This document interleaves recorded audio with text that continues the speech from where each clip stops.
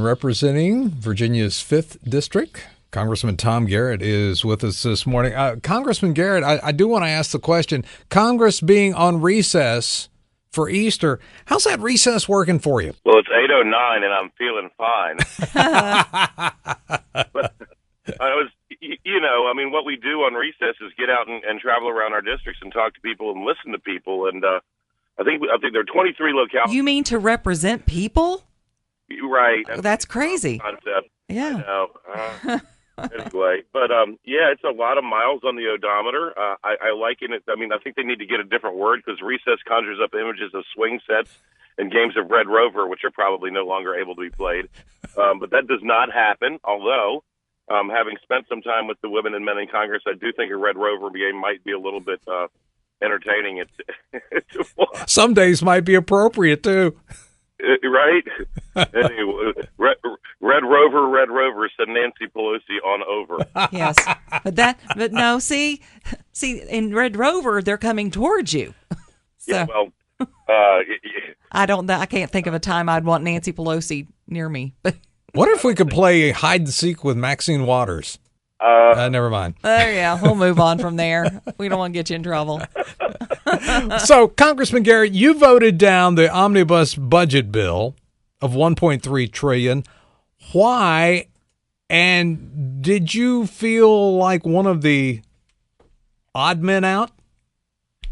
Well, we didn't just vote against the omnibus budget. We actually voted against the rule to allow the omnibus budget to come to a vote, which is, so I tell people I voted against it twice. That's pretty unprecedented. It's very normal for everyone in the majority party to vote for the rules and everyone in the minority party to vote against them. They actually had to get Democrats to cross over to vote for the rule, which won't make the news because it's so nuanced and it's sort of nerdy and wonkish, but that's a big deal. They being leadership, did not take the time to really consult with conservatives. There was no whipping or lobbying on behalf of this bill with the conservatives in the House. Instead, I have to presume, since they got something like 80 Democrat votes, that they were working with the Democrats the whole time.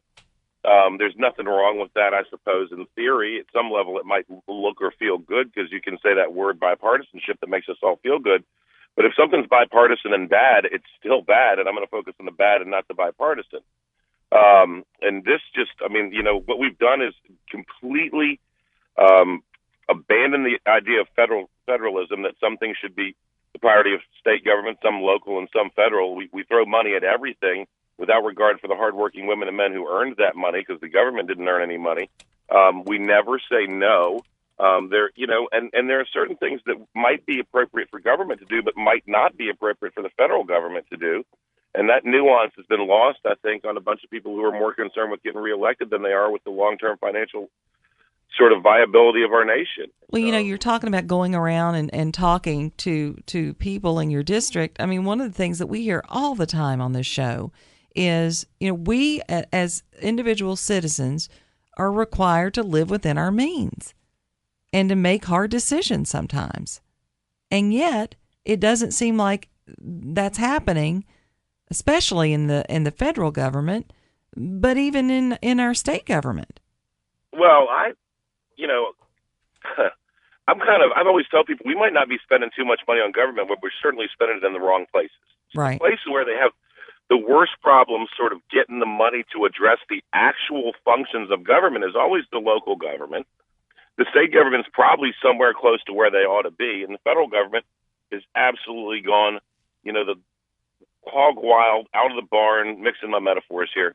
And if we could get, that money that we take from Campbell County or Bedford and send to Washington, if it ever gets sent back, is coming back as 50 cents on the dollar in a good scenario, because there's an administrative cost to moving money. So if you can keep that money closer to home, the federal dollars that come down to help K-12 ed, that's great helping K-12 ed, but those dollars are worth a lot more if they never leave our localities. And candidly, we have, there's a reverse correlation between American student performance versus their competitors across the globe and the federal sort of draconian oversight of things like K-12 ed. So I'm not saying spend less. I'm saying spend more locally, because we're going to get solutions tailored to our children, not a one-size-fits-all sort of textbook solution. And that's just one of many areas where we ought to be doing it differently. Congressman Garrett, were you a little surprised that the president didn't veto it after he said possibly he would last Friday? As he was shocked that he said possibly he would. And here's why. On Wednesday, we were getting back channel requests from the White House, not directly from the president, to support this thing. Mm-hmm. And so then on Friday, when he said, this thing's an outrage and never again, I thought, well, that's a heck of a note, because just 2 days ago, your people were sending us stuff saying, get this thing passed. Now, here's part of the problem. They're going to argue that we had to pass it because we were up against a hard deadline. Well, guys, that didn't happen by accident. They're the ones that they're being the House leadership and the Senate leadership, are the ones that controlled the calendar. You know, the House, to its credit, passed 12 separate budgets, as is our constitutional mandate, for the first time in 14 years last year. Guess how many the Senate ever took up? If you guess 0, you get a gold star. So we could have done this not in a time crunch, but, you know, it was Rahm Emanuel who said never let a good crisis go to waste. Tragically, I think Mitch McConnell and Paul Ryan were listening. Do you think Donald Trump, known as the deal maker, do you think part of it was the fact that he wasn't in these meetings to make any deals? His people were? Okay, no. That's me working on my Spanish because we're not securing our southern border. Because the things that he promised that he would get money for, we didn't get money for. I believe it was Chuck Schumer's staff who said we really are getting sick of all this winning.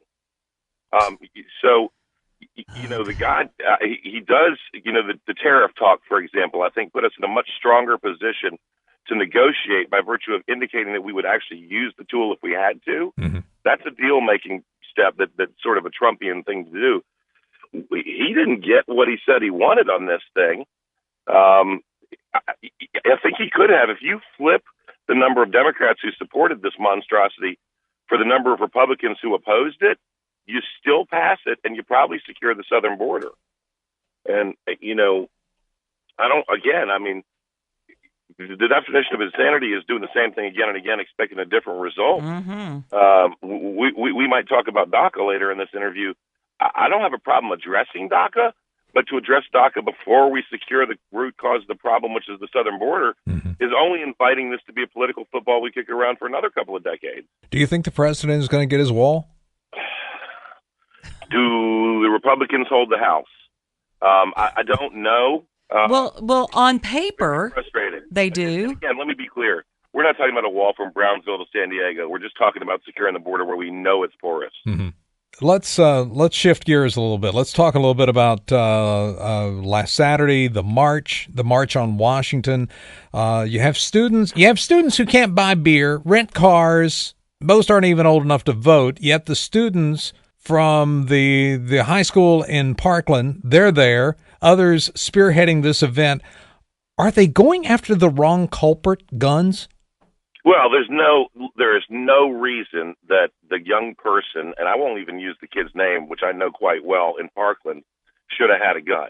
I mean, it's inarguable. However, had we enforced the laws that were already on the books, preach it, my brother, he would have never had a gun. Here's one for you, Janet. See something, say something only works if it results in hear something, do something. The government, yes.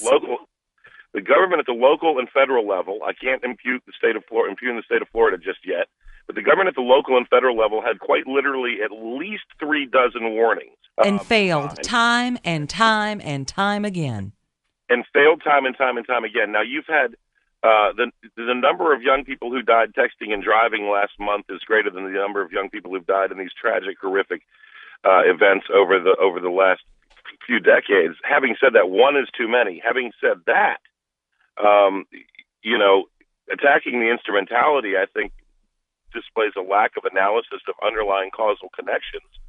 And, you know, we have talked about this. I, as a mother of 3, I get it. These are kids who don't want to be a victim. They want to feel like they're doing something. I get it. I understand. But they're being used as pawns. And I mean, I respect the heck out of them for getting up and doing something. As do I. But they're missing the point. Absolutely. And ultimately, the tyranny of the majority is still tyranny, and individuals have a right, not given by government, but given by God or nature, depending upon your worldview, to defend themselves and their families against an assailant or an oppressive regime. You know, they took all the guns in Venezuela in 2012 under Maduro, and now the crime rate and the murder rate and the gun violence rate has spiraled out of control.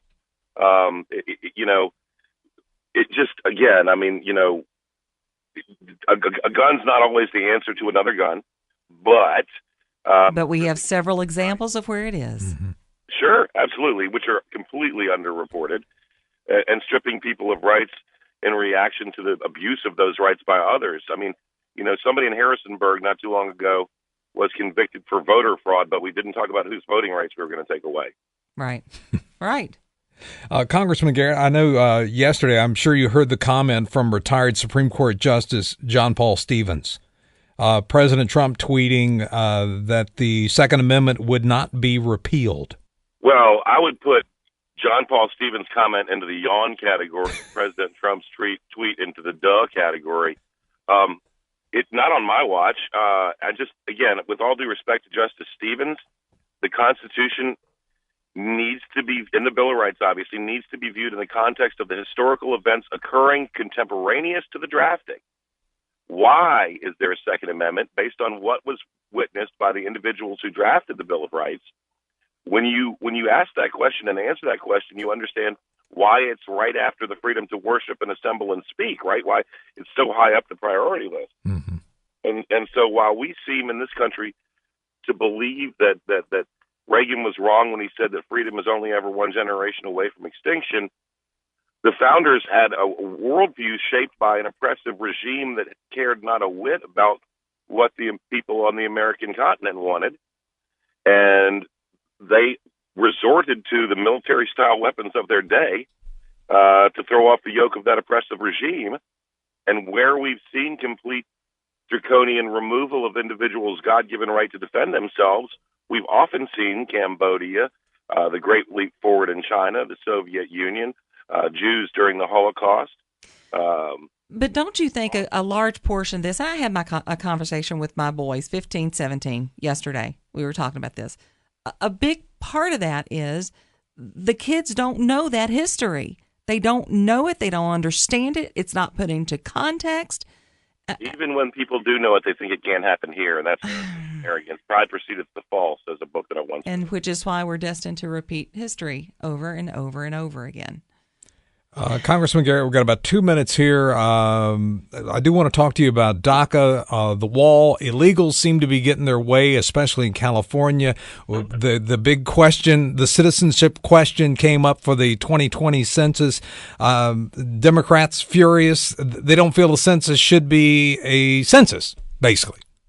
Well, so Javier Becerra, who is one ridiculous allegation after another, the Attorney General of California, has said that asking about citizenship might push down minority voter turnout. Now, if that's the case, I presume he means illegal minority voter turnout. Right. And illegal voting is actually something we do want to push down, Mr. Becerra. Now, if you're a person of color and you're here as a citizen, by gosh, please vote. Right. But if you're here illegally, that's not how this is supposed to work. And the fact that with impunity, he can stand in front of a microphone with the cameras rolling and rail against checking to see whether people are voting legally speaks to where we are. And the very purpose of the census is to decide things like the Electoral College and where federal monies go, which, whether you like it or not, is not intended for those people. The next thing they're going to do is tell illegals to lie on the census. Like, wait for it if they're not doing it. I'm not kidding. And I know. Because California has 50-some-odd congressional seats. Virginia has 11. And they believe that California may lose at least one congressional seat, which are based on population, if we found out who was here legally. Now, they should. If they're not here legally, they should. Well, in California, the illegals make up, 6% of their population?